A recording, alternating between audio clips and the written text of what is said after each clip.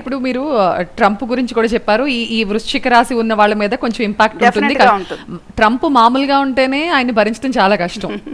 ఎప్పుడు ఎలా ఉంటాడు, ఆయనకి గ్రహణాలతో కూడా సంబంధం లేదు. ఆయన ప్రతి 15 రోజులకి మారిపోతుంటాడు సందర్భాన్ని బట్టి. సో ఆల్రెడీ మనం ట్రంప్ వల్ల కొన్ని ఇబ్బందులు కాదు, గట్టిగానే ఇబ్బందులు ఫేస్ చేస్తున్నాం. అండ్ ఇప్పుడు ఆయన రాశి మీద కూడా ఈ ప్రభావం ఉంది కాబట్టి ఇంకా ఎక్కువ ఇబ్బందులు ఫేస్ చేసే అవకాశం ఉందంటారా రజతశ్రీ గారు? ఇక్కడ మెయిన్గా మనకి వ్యక్తిగత జాతకం కన్నా రాజుగారి జాతకం చాలా ఇంపార్టెంట్. అగ్రరాజ్యం కదా, ప్రపంచానికే పెద్దన్న కదా ట్రంప్. ఇప్పుడు మనకి గ్రహణాలు అనేవి శకునాలుగా తీసుకుంటాం. ఎప్పుడైనా సరే మన పురాణాల నుంచి మహాభారత రామాయణాలు ఇప్పటి వరకు కూడా గ్రహణాలు అనేవి శకునాలని చూపిస్తూ ఉంటాయి. ఏం జరగబోతుంది ఏంటి, ఏదైనా ఒక వ్యక్తి చాలా చెడుగా అంటే నియంత్రించబోతున్నాడు అంటే అది తన పతనానికి గుర్తు అని ఇక్కడ.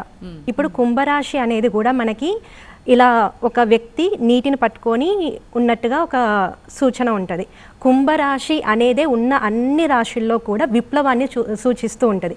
కొత్త టెక్నాలజీ కానీ మార్పు కానీ లేదంటే కొత్తగా ఆలోచించడం, ఇవన్నీ ఇక్కడి నుంచి ఒక కొత్త యుగం స్టార్ట్ అవ్వబోతుంది అనేది సూచించడానికి కుంభరాశిని చెప్తూ ఉంటాం. ఇక్కడ కుంభరాశిలో మనకి చంద్రగ్రహణం జరుగుతుంది కాబట్టి ఎవరైతే నియంత్రణగా శతభిష నక్షత్రానికి పూర్వభాద్రపద నక్షత్రానికి మధ్యలో ఈ గ్రహణం ఏర్పడుతుంది. శతభిష అనేది చాలా తెలివి ఉన్నా సరే ఈగో చూపించే నక్షత్రం. పూర్వభాద్రపద నక్షత్రం అనేది చాలా సాత్వికమైన నక్షత్రం.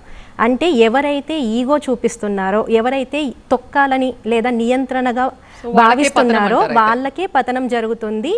ఇది ఒక మంచి స్టేజ్, ఒక కొత్త యుగంలోకి మనం వెళ్ళబోతున్నాము.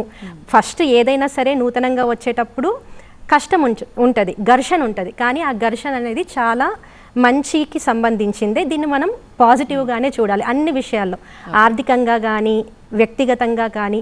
ఇప్పుడు మనం చెప్పినట్టు శతభిష నుంచి పూర్వభాద్ర మనుషుల్లో కూడా